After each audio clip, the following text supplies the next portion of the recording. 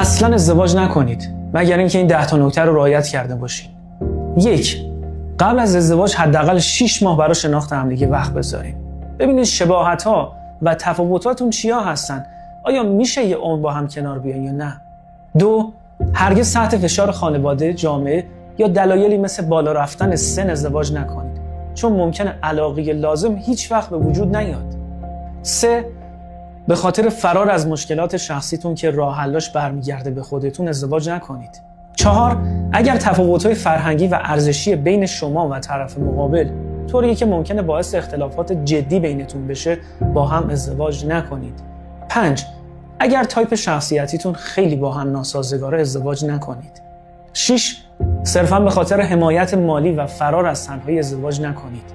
زندگی مشترک با آدمی که دوستش ندارین بدتر از این حرف هست. 7. با کسی که بهتون خیانت کرده ازدواج نکنید. 8. مشکلاتتون رو قبل از ازدواج با هم حل کنید، چون ممکنه این مشکلات بعد از ازدواج بحرانی تر بشن. 9. قبل از ازدواج از سلامتی خودتون و طرف مقابل مطمئن بشید. با کسی که مبتلا به اختلالات روانی جدی و اعتیاد ازدواج نکنید.